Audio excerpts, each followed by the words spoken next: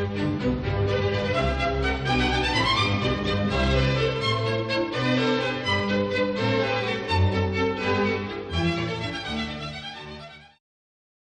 us give a warm welcome to Mr. Bowleg, who is here with us today. He's been active in the League of Women Voters for many years. He's the chair of the State League's Diversity, Equity, and Inclusion Committee and a past recipient of Tucson's League's Leaguer of the Year Award. He is the Racial Justice Program Manager at the YWCA of Southern Arizona. He holds a JD from the University of Cincinnati College of Law. He will speak about his work with the League and the work in regards of it being a nonpartisan. Political parties and candidates are off limits, careful study to develop positions on certain issues and advocate for those positions in the public interest. The League of Women Voters conducts and funds these activities as a membership organization and nonprofit 501c4 cooperation. Let's give Mr. Bowleg a warm Democrats of Greater Tucson welcome. Thank you, everyone.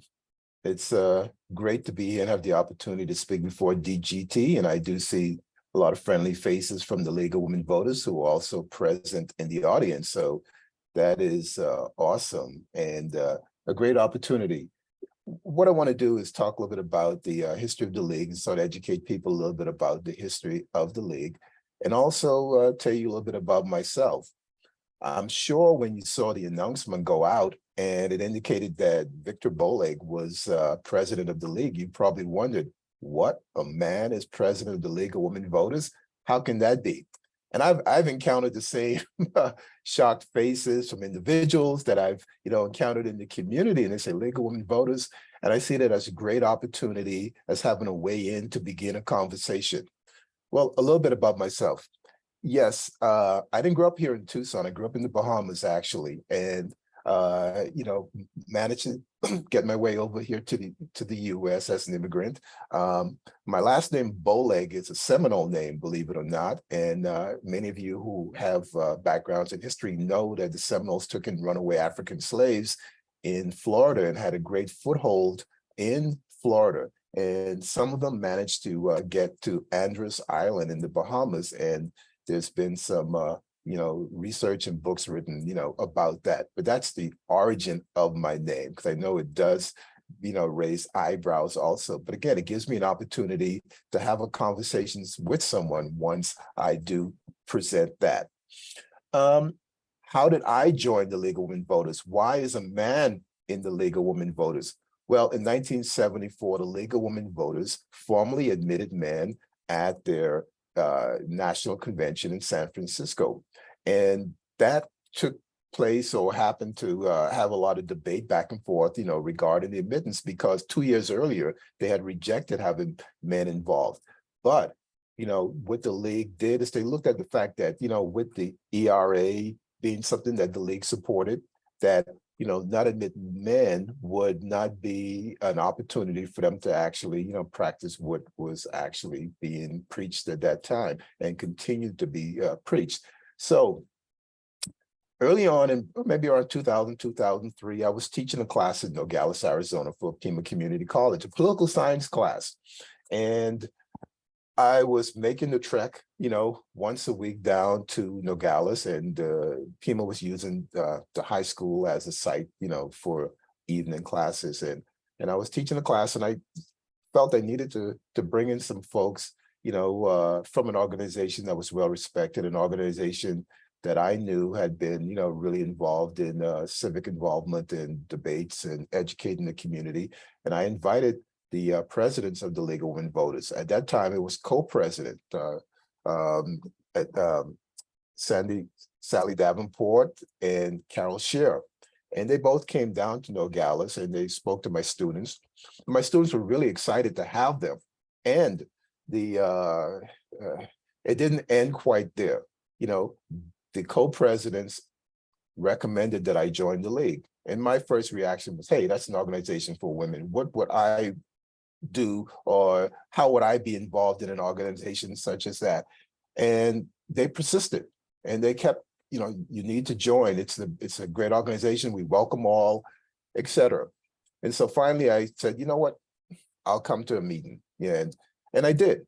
And what I found is that the League was a welcoming organization. The League reached out to me. The League sort of made sure that when I came to a meeting that I was introduced to all the parties there, that I knew who was there, and they encouraged me to be involved. And before I knew it, I was on the board of directors for the League of Women Voters, and then ultimately leaving the board of directors to chair the voter services area within the League.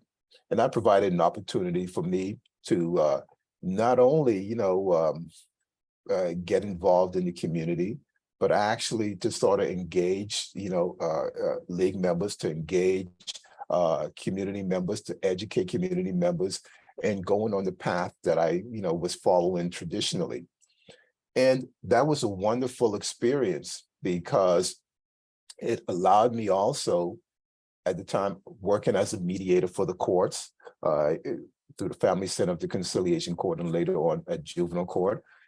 My position was, being a neutral, I had to be very in tune, aware as to what organizations I joined, because I knew that would be reflective on my work with the court and could impact that. And the League was a perfect organization, for that.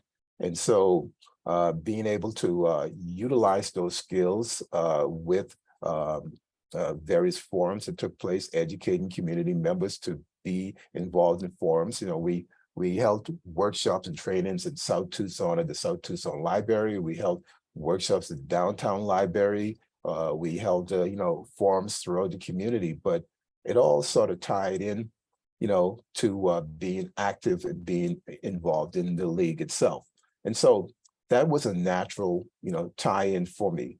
So when I encounter people who say, well, why would you join the League, or why are you in the League? And I sort of like to, talk a little bit about my experience, with the League, and the fact that the League provides an opportunity for leadership. It provides an opportunity for engagement. It provides an opportunity to educate community members, and also to have young people become active, in the process itself. Unfortunately, a lot of people throughout the community don't know much about the League. They don't know the history of the League. They don't recognize what the ability and the capabilities are of the League. And so having an opportunity to talk to DGT is one of several groups that I like to be able to speak to, and to sort of have folks take a deeper, look into the League. So what I'm going to do now is just switch over to screen sharing, and I'll bring up a PowerPoint that goes over some of the aspects of the League. Okay, so for the first 103 years, the League of Women Voters has been a nonpartisan, activist, grassroots organization that believes voters should play a critical role in democracy. The League was officially founded in Chicago in 1920, just 6 months before the 19th Amendment was ratified and women won the right to vote. It was formed by the suffragists of the National American Women Suffragist Association. So it was, a battle. It wasn't something that was given to women. They sort of had to, put forth and fight for that opportunity. The League began as a mighty political experiment designed to help 20 million women carry out their new responsibilities as voters. And Carrie Chapman Catt was the forerunner of that. Women fought hard for the right to vote. It was a radical idea at that time, a woman being able to vote. I mean, what possible, contribution could a woman make to the position of being able to cast a ballot?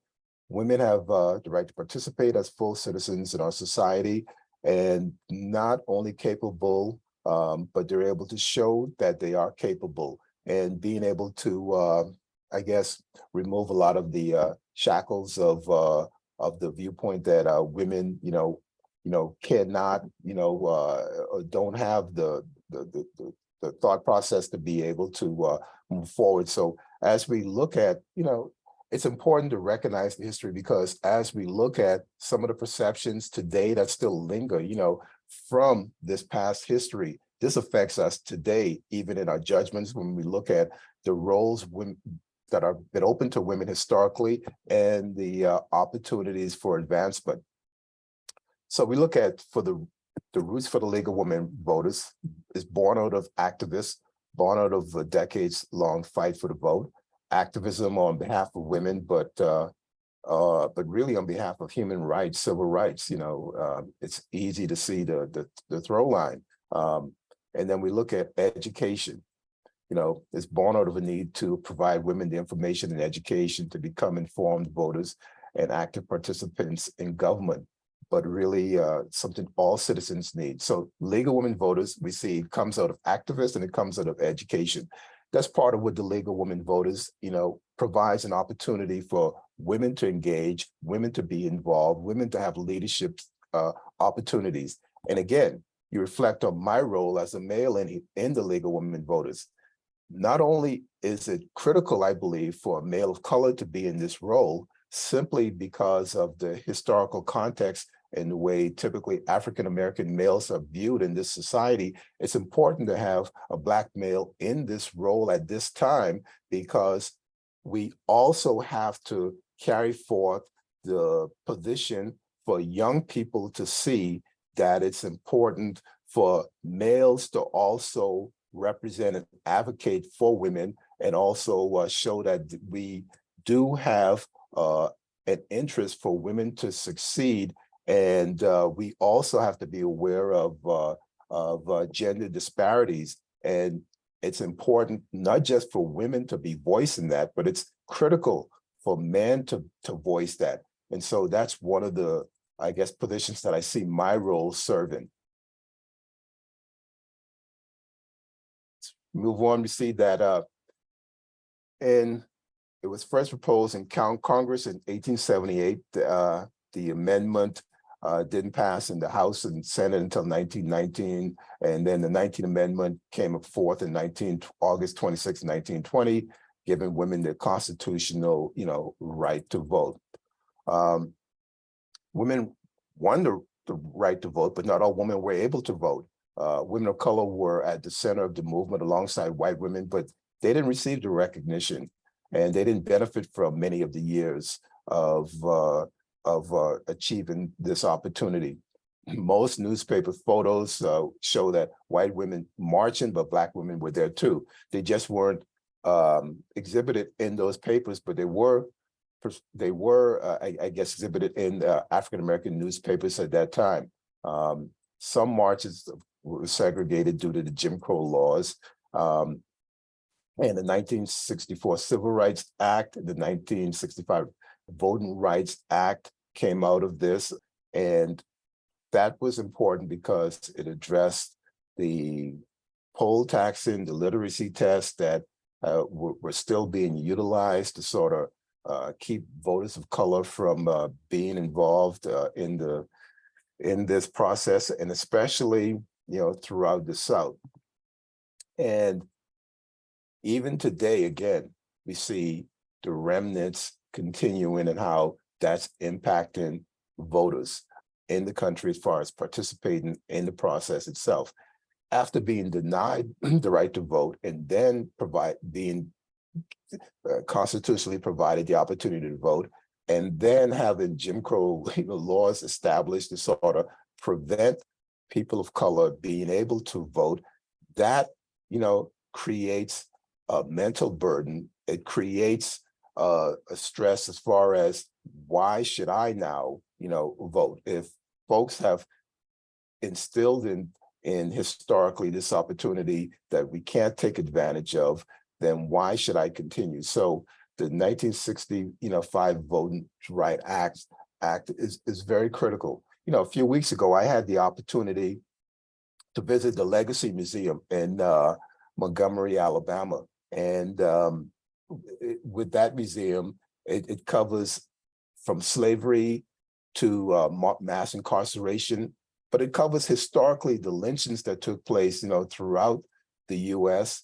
And, just one section that's set aside that covers poll, taxes and literacy tests. And they give you examples of what, folks had to undergo to be able to even be able to vote. There's questions such as, how many seeds are in this watermelon? How many bubbles are on this bar of soap? Um, you know, crazy questions along those lines. And this is what somebody had to answer and answer correctly to be able to vote. So we see the dismantling, at times of the Voting Rights Act currently, but, that's why it's so critical.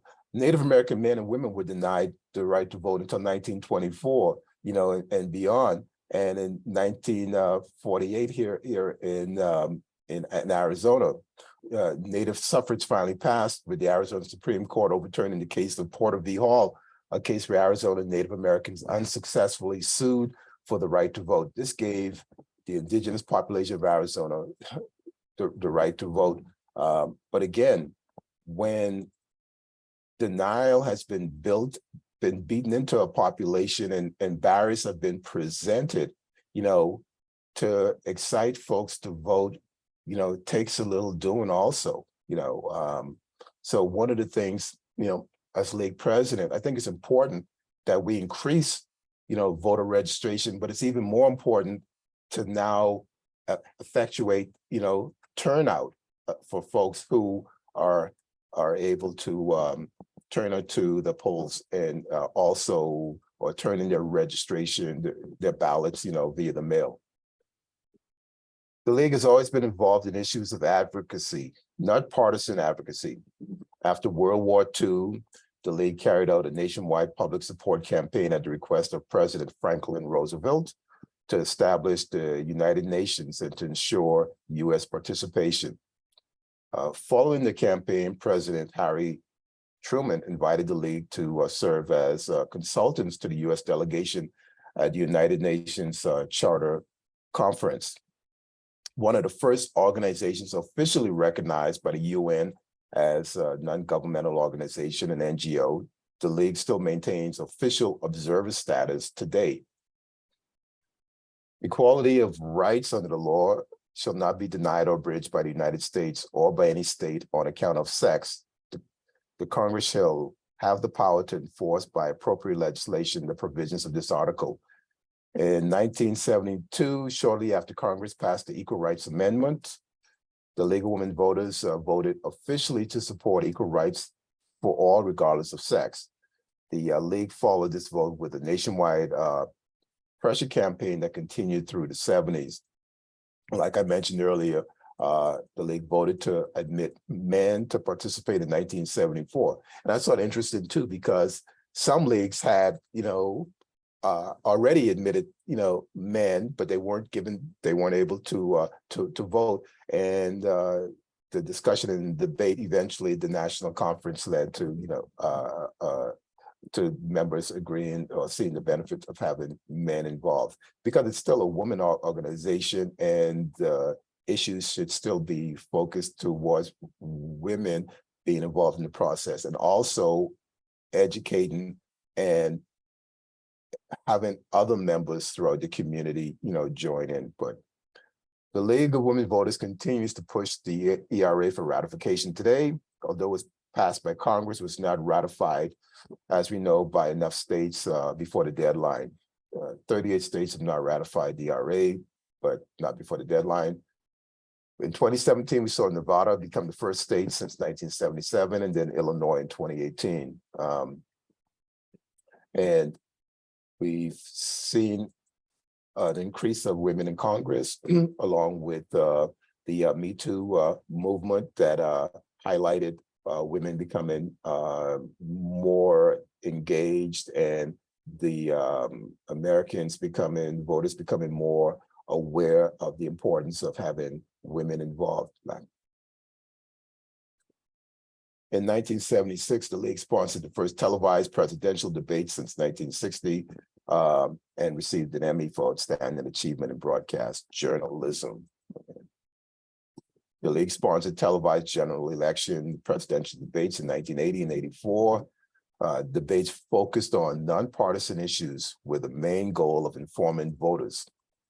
However, people say, well, we know that the league used to be involved in the presidential debates. Why aren't the league involved? Why isn't the League of Women Voters involved in presidential debates currently?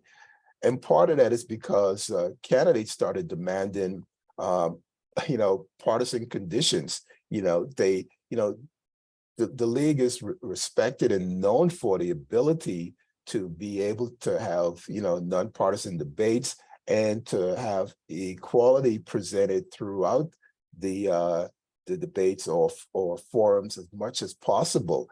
And when candidates start to make demands, I'm not going to show up unless this is presented, or I want this question asked, things along that lines, then it starts to lean into a scenario where the league is no longer looked at as nonpartisan. And so because of that, the league withdrew its involvement with the presidential debates because partisan issues were taken over, and that would impact and also impact the image of the league. It would impact what the league is about. And so instead of allowing itself to be disparaged in that way, the league, withdrew sponsorship of general election debates in 1988.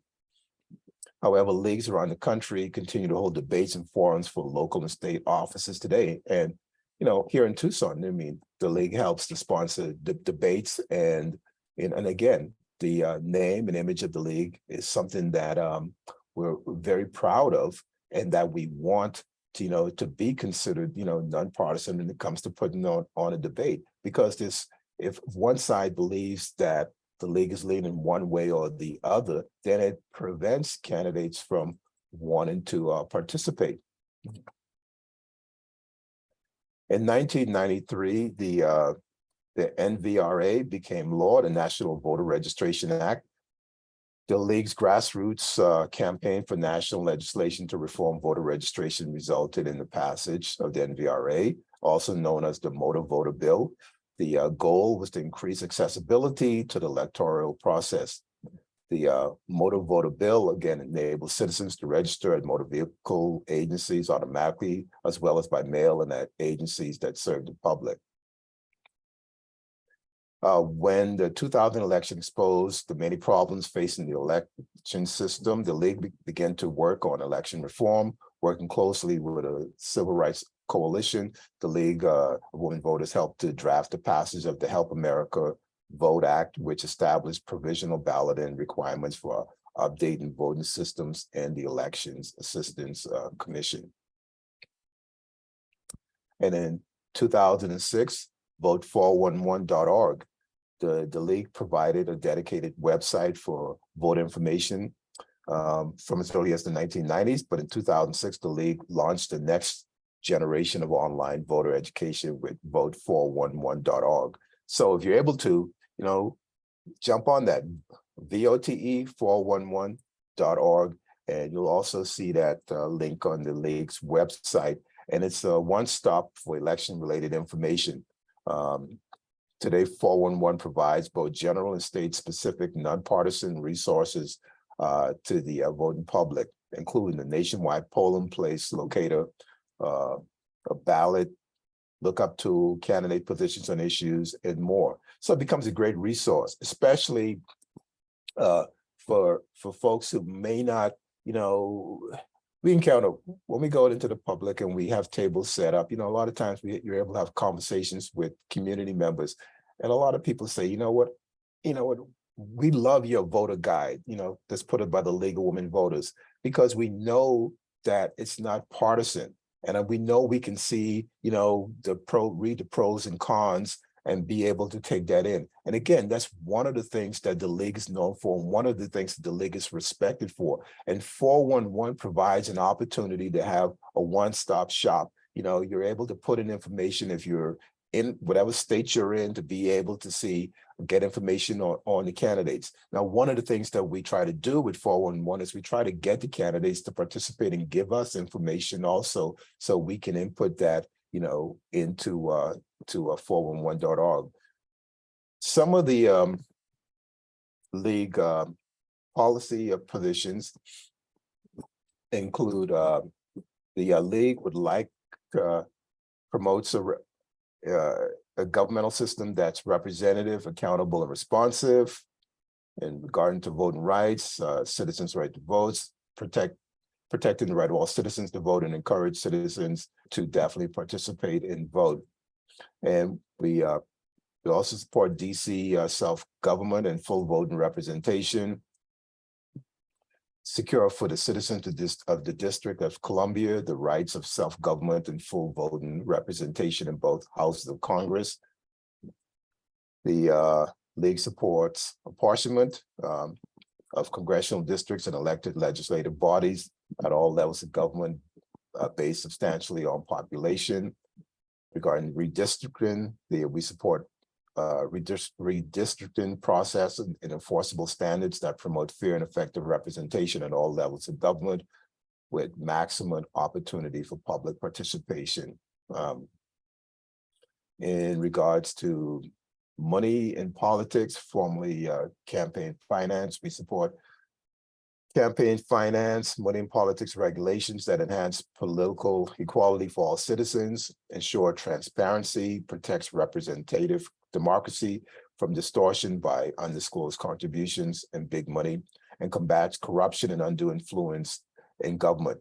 We support campaign spending that is restricted but not banned. We support public financing and full disclosure, abolishing super PACs, and creating an effective enforcement agency. We support citizens' right to know and public participation, protect the citizens' right to know and facilitate informed understanding and public participation in government decision-making. We support a responsive legislative process characterized by accountability, representative decision-making capability, effective performance, and transparency. Regarding air quality, we promote measures to reduce pollution from mobile and stationary resources. Energy, we support environmental sound policies that reduce energy growth rates, emphasize energy conservation, and encourage the use of renewable resources.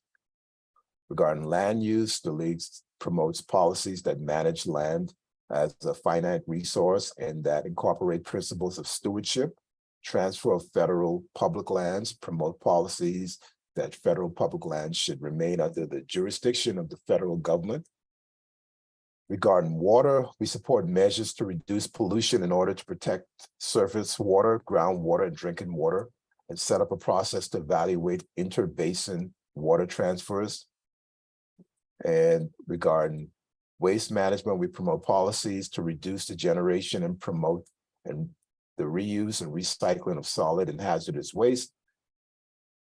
We support climate goals and policies that are consistent with the best available climate science and that will ensure a stable climate system for future generations. Regarding immigration, we support promoting a reunification of immediate families that meet the economic, business, and employment needs of the United States, be responsive to those facing political persecution or humanitarian crisis, and provide for student visas.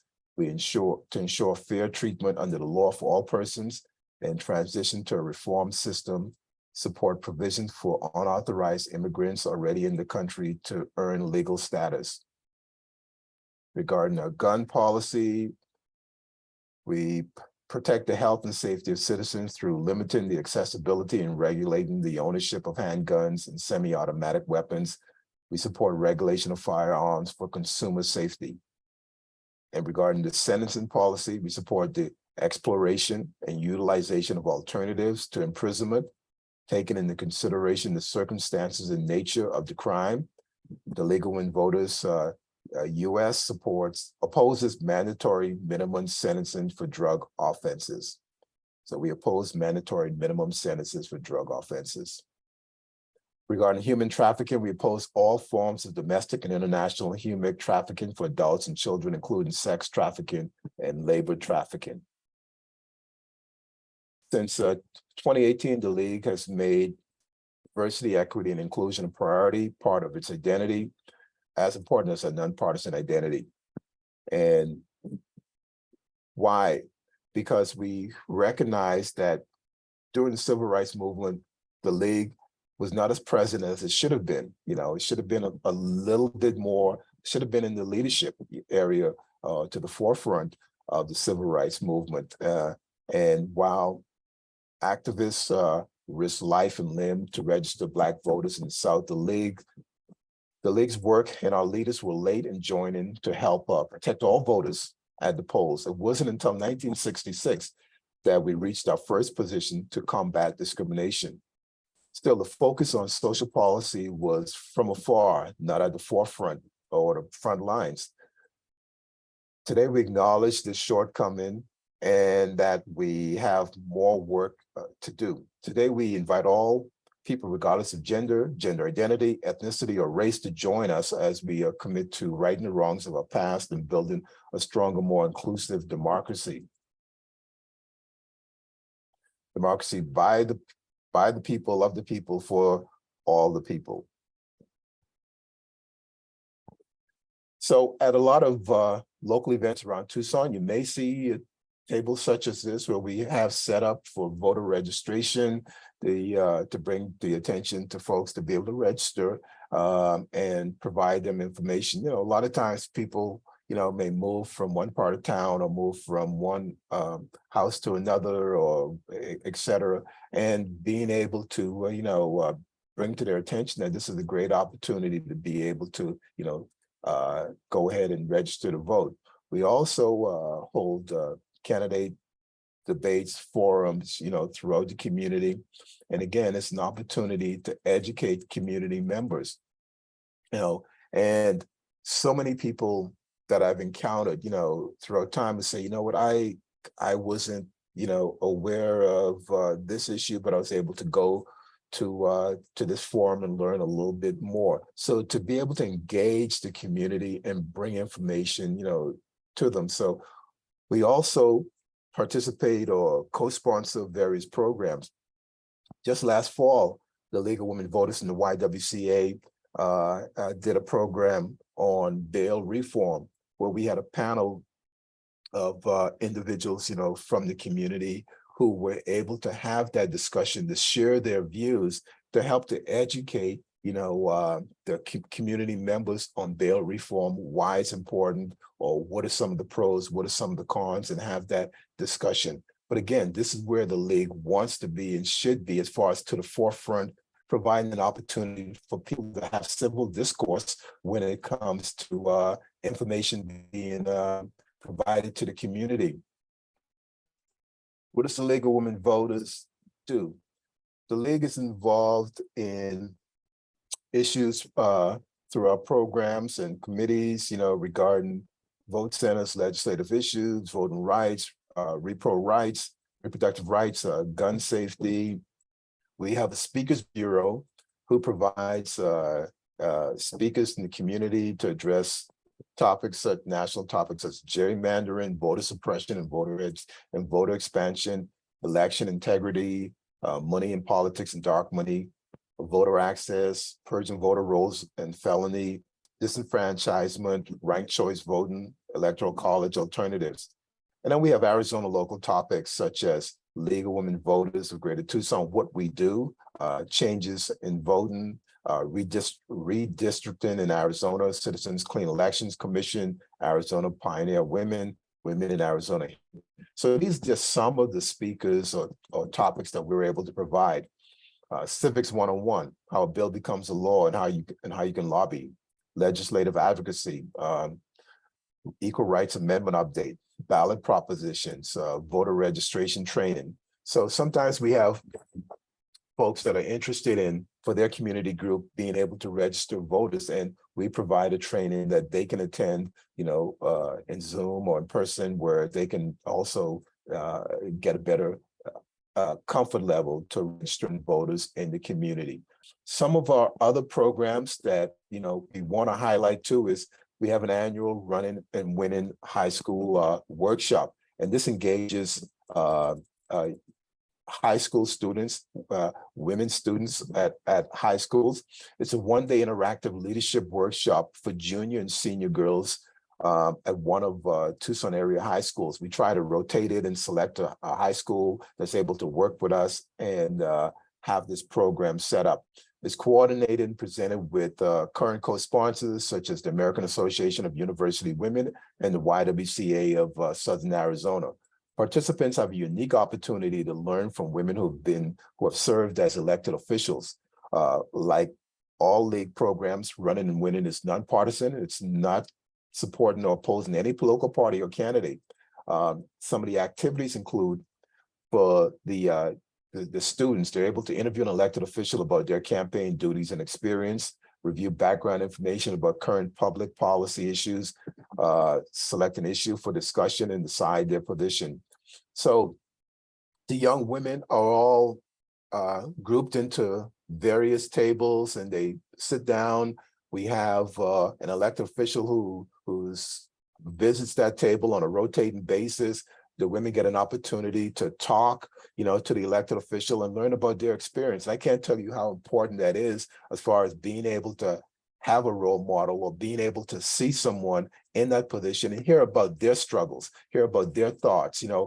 What were some of the difficulties? Where were they at back in their high school, junior and senior years? What were they thinking about? Did they see themselves as an elected official? Because it's important for young girls to be able to have that vision and be able to see that, but also being able to speak to someone in that role and realize, hey, you know what, they're just like me. You know what, they struggled in math too. You know what, I'm struggling in math. Or you know what, they didn't know for certain what they wanted to do at this age. And so the Running and Winning program is just such an important program. And people have been saying, we need to increase it and do it more than once a year. But that's something, that we're looking down in the future to be able to do. So they're able to in their groups plan an election campaign, including assignment of roles of campaign manager, who's the candidate would be, and they develop materials and they write a speech, and then they present their campaign to the larger group where they have someone give their speech, and then we have a mock election where the students are able to engage and vote on the best campaign ideas and presentation. And then there's swearing in of the mock election winning candidate. And we provide the evaluation. So, that's just such a vital experience. Again, being able to see it, to have that vision, and, taking on that role and being able to interact with an elected official is so critical. And it helps to develop leadership skills in public and also public service. And again, just planting that seed. We also have, and I heard earlier as I came in, there was a question about, I guess a DGT book club or something. Well, Yes. I want to update you guys. The League of Women Voters has a DEI book discussion group. And the next meeting is going to be Thursday, June 1st from 6 to 7 p.m. via Zoom. And the book that is listed to be discussed is Braden Sweetgrass, Indigenous Wisdom, Scientific Knowledge and the Teaching of Plants by Robin Wall Kimmelmeyer. And we're going to divide this book into 2 parts for 2 months. So if some DGT members, are interested, you do not have to be an official league member to join or to attend that book discussion group, but it will be on June 1st. And more information you can find at our website, or just give us a call or email itself. So that's just something to be aware of. Wonderful. Thank you Okay. so much for that invitation. Thank you. We have some questions ready for you whenever you're ready. Carolyn Klassen asked, has there been an African-American woman or a woman of darker color as president of the League of Women Voters of Greater Tucson before you?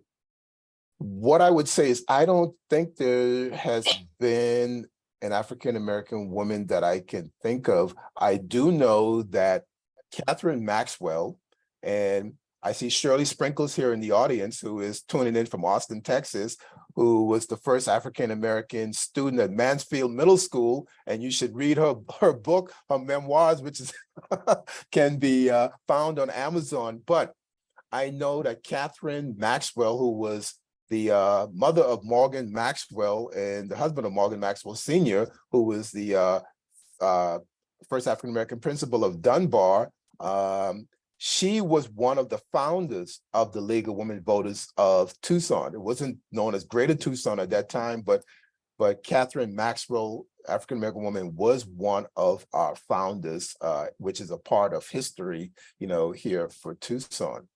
But I can't think of, and I may be wrong, but I don't think there was an African-American woman who has been president yet.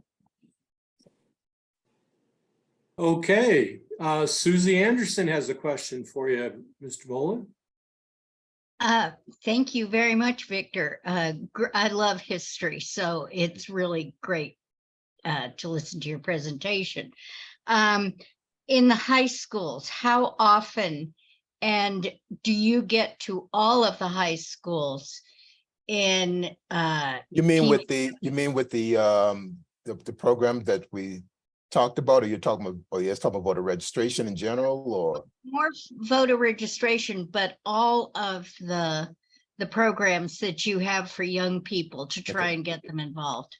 Okay, well, with the running and winning program, we try to rotate that, and a lot of that really depends on the school itself. I know we specifically had envisioned a certain school that we wanted to alternate with this year, but getting responses, being able to get things nailed down was a little difficult. And another school on the east side, was then, selected. So a lot really, we need the support of the principals. You sort of need the support also of some of the teachers, because you're having an opportunity where these students from about, I don't know, 8:30 in the morning until, and there's after lunch till maybe 2 o'clock, you need to have the students who will be, they won't be disruptive. You need the school administration to be supportive of it. I mean, the last school that we did, right before we could have the winners announced, there were students that had to leave because they had a play. Some of them had an athletic event. Some of them had another activities, but the majority were able to be there, throughout the morning, afternoon, and until we were almost, getting ready to do a summation. So that's really important. The voter registration, we have, voter services committee, and they have been attending, the schools again, as they've been able to schedule that and come in, and they've done programs where they've been able to register, some of the seniors, and also, give information out about, being able to register to vote. I think what they found is that, with the schools today, students want to be able to hop online and be able to do that. So once they've been able to discuss the process with them, unlike before with the hard copy and the students registering, they were really more apt to want to do it online. Yeah. Okay, Steve Linder, you have a question. Yes, Victor, thank you for all that you do. We currently have a legislature that seems to be working in opposition to just about everything you stand for, with all of the voter suppression laws and DEI. yeah. that they're trying to pass. Yeah. So my question is, do you have a paid or volunteer lobbyist that the organization works for to to help with some of this legislation, or do you rather work kind of behind the scenes, helping other people do the lobbying? I mean, do you actually have a lobbyist that represents you?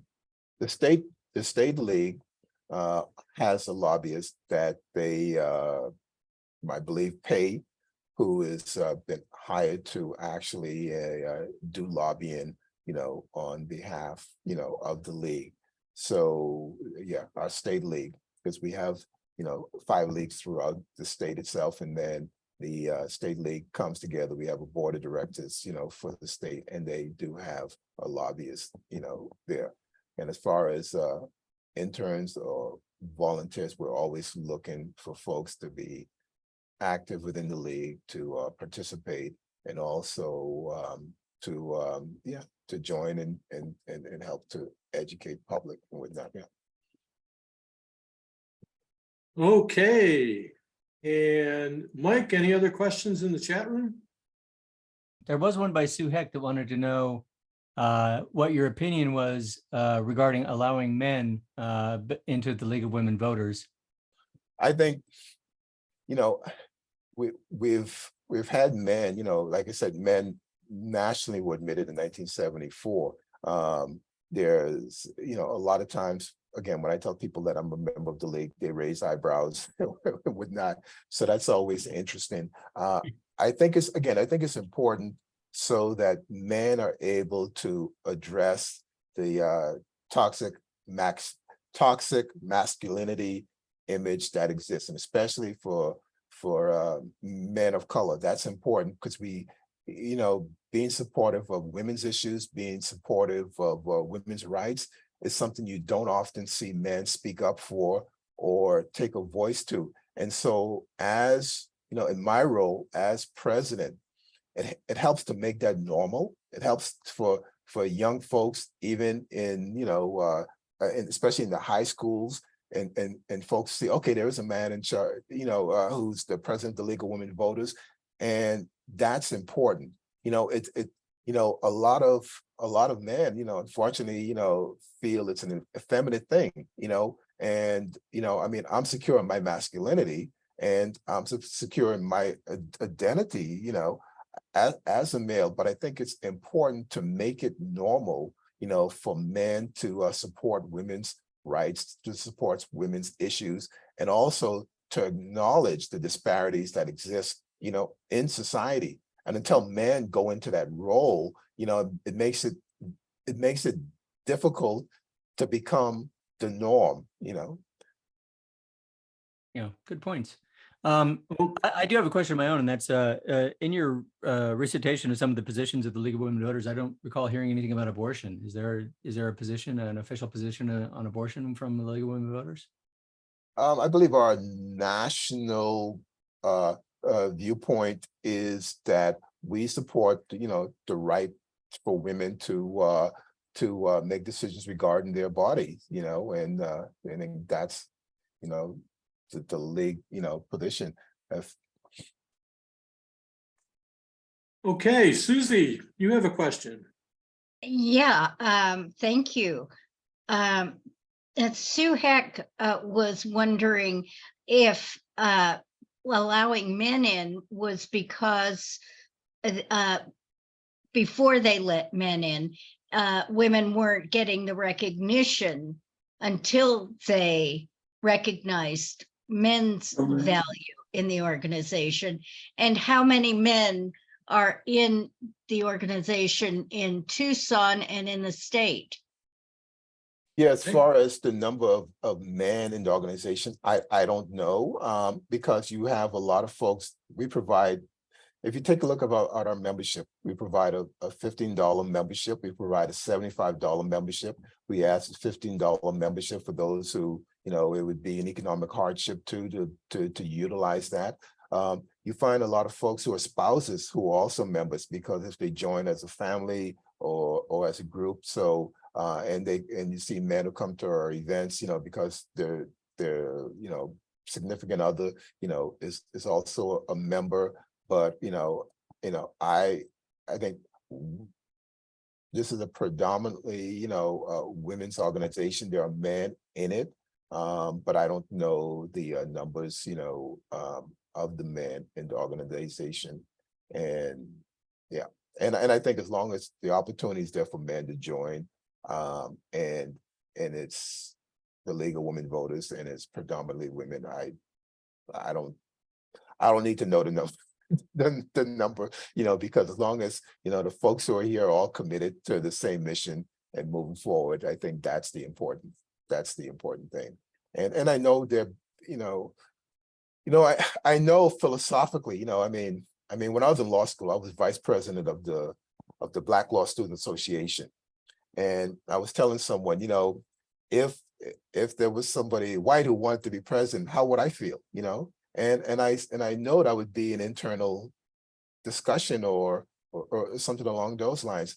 But I think that it's far more important to have somebody who will personify the vision of the league, and somebody who also can be representative of that, to send a message to the rest of community, as to how we should be moving forward and supporting women's organizations. And to me, that creates a greater impact. Okay, Andrea Kennedy. Hi, Victor. I missed the beginning. Can you say a little about how you came to be involved? Sure, You yeah. already said you were president of the Black Students League. No, yeah, I was in law school. I was president of the BALSA, Black Law Students Association. I mentioned earlier that I became involved in the league when I was teaching. I was working for Superior Court to the Family Center, the Conciliation Court, as a family mediator, which I've done for years and years. And I was teaching a class for Pima in the evening in Nogales.